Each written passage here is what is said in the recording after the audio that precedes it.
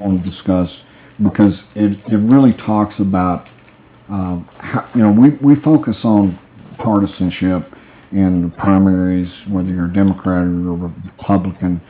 We look at state politics, we look at national politics and how that affects us, but it really goes deeper than that because whenever you get down to the city levels, even the school boards, these folks are running in non-partisan races. They don't have to declare party, but these individuals are certainly affiliated with a party. They may not have to tell you, but no two ways about it. And they are affiliated. And they're affiliated with that platform of that party. Right. Right. And so that is going to impact, where they come from on a real closer, much more personal level when you live inside of city limits or even your school boards and the makeup and the way they think, because, again, they're doing the process of cost-benefit analysis and, how do we manage the money and is it beneficial? And they don't seem to be taking into account, Mark, how long the decisions that they make will be the decisions that are made and set in stone. Yeah. For how long these decisions that they seem to make based on their own personal feelings about this or that, how they're going to affect people. Right. Let me give you an example. City of Orange. I was so disappointed. We're not having a city election this year. It has been canceled because no one opposed anyone. The mayor has to step down because of term limit, but our new mayor, no citizen in Orange has cast a ballot for him. He is automatically our mayor. All right.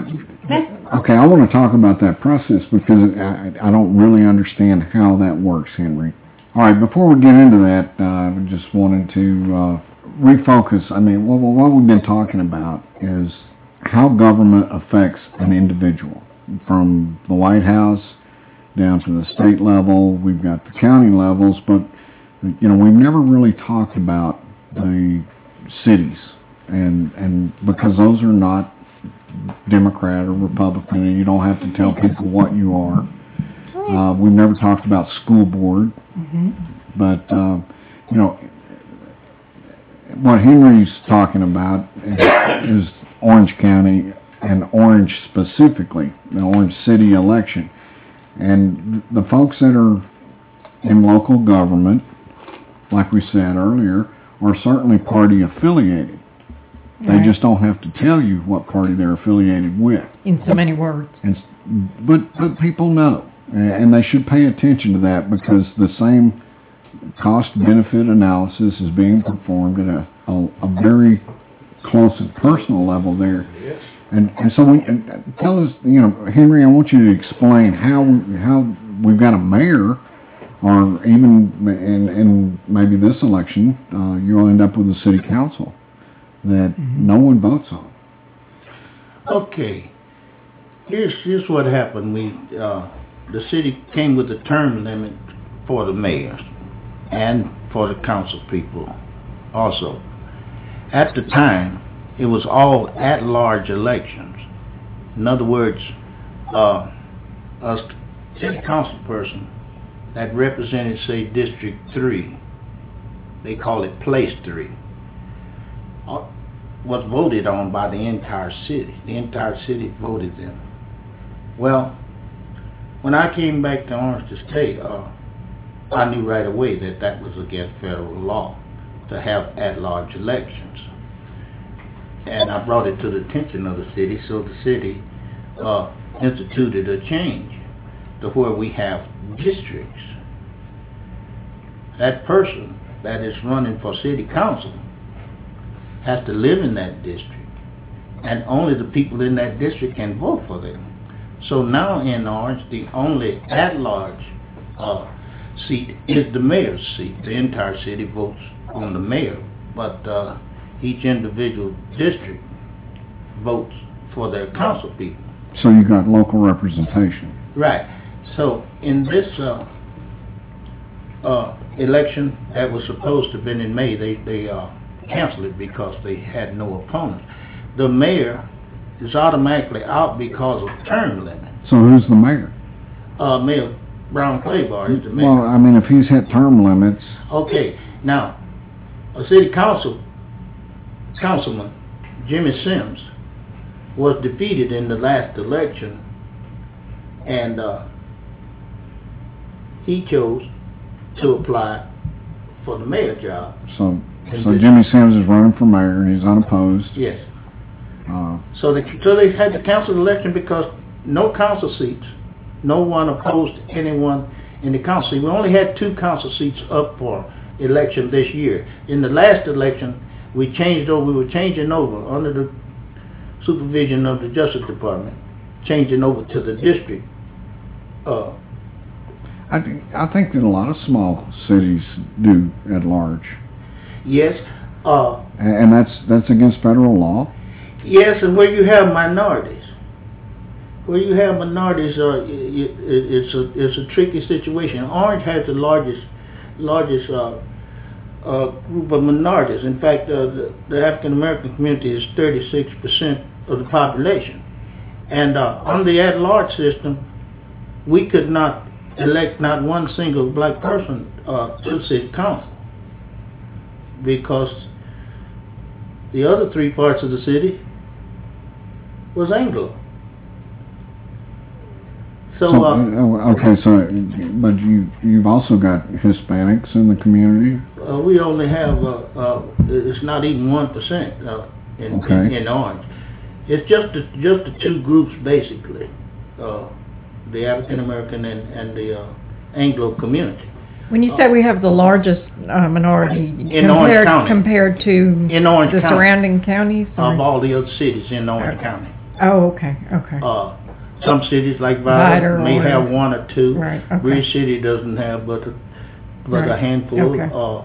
Mauriceville, all the other cities. Okay. So the largest concentration of African Americans is in the city of Orange with 30-some%. And so as long as you don't have a minority group, you don't have to have your councilman can run at large. The Voting Rights Act was to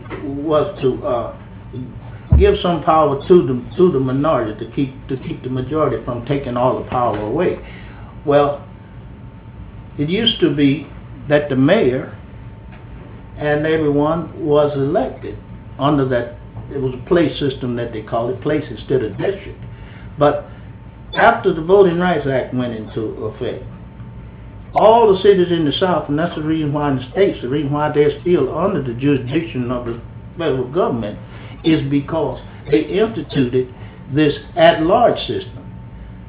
Okay, most blacks during the segregated days were just in one part of town, so if 3/4 of the town is the majority, the minority could never even get someone. So the social economics play into this at all? I mean, because you see how cities are set up, and a lot of times you'll have a poor area of the city. You know, the folks that have got money, they'll build the nice houses in the nice neighborhoods, and then you've got part of the city that may have some public housing, or you know, and that seems to be. But the blacks didn't have a choice. Well, I'm talking about from the segregated days. Well, what about the economic choice? I mean, if you've got a group of citizens that are not, the working poor are having issues, they're living in public housing and things like that. If those places are not recognized and they're voting at large, then you may end up with representation that's not going to identify the needs of that particular part of the city. That's the whole point, isn't it? That's the whole point. That's why I got into politics. Politics and money are sisters and brothers. You're not going to get anything from people from the other side of town. You take for instance, people in Little Cyprus. Let's take the annexed part that was annexed into the city. Right. There, they got new homes out there. They got a new school. They got all of the normal things that a suburban community would have in a town. Well, traditionally, starting back in the segregated days, the east side of town was predominantly black. But if you don't have any say in what happens when all this money comes down from the federal and the state levels to do something, they have been taking this money and using it in places like Little Cypress, and nothing is being done in the minority community because we didn't have anybody down there to. I guess what I'm concerned about, Henry, is it seems to be triggered on race.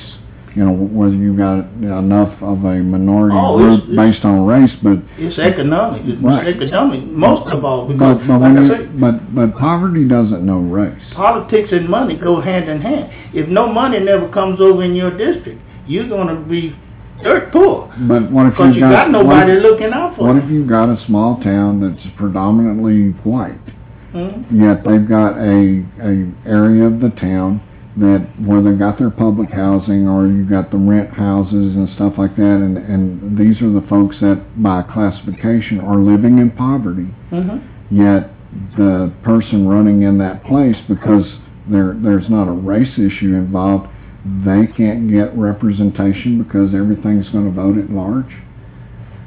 You can't.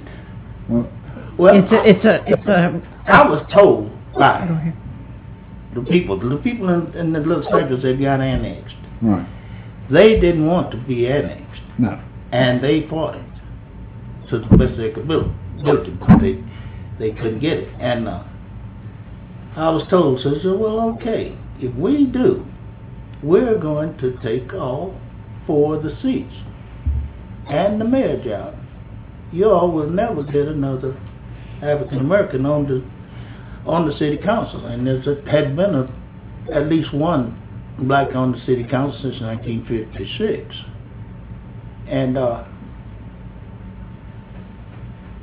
I explained to them that it wasn't going to be like that. That each district was going to get a chance. Now, I have lived in the predominantly black district, and we had a white council person, but that council person went down there and made sure that some of the funds that came into town came over to his district. But if you don't have nobody there seeing the money being cut up in the back room, none ever gets over. So then it's not so much a matter of race, Mark. It's not having a person of a particular race on the city council. It's having representation for an area of the city. Because they don't discriminate with taxes. My taxes are not lower because I'm black. I get the same tax. So if we're going to pay the same tax, and the state send down $5 million to the city of Orange, we feel like, and like any citizens feel, that some of it should be spent in my district. But not having anyone there that represents you, say, oh, well, hey, so to speak. So you had to exercise what we have, which is the political power and the law. If the system was set up at the at-large system, I think, but I guess the tie I'm trying to make on this is that while these are nonpartisan positions, they don't have to declare party affiliation. No. Yet, if you looked at your council, would you say that, because I know that Brown Claiborne, who is the mayor that's term limited out, was a Republican. Oh, yeah. And his policies and the way he runs the city is going to be influenced by the way Republicans think money should be handled. Yeah. Well, you see, that's it. The system changed also. The mayor used to be the boss of the city. The mayor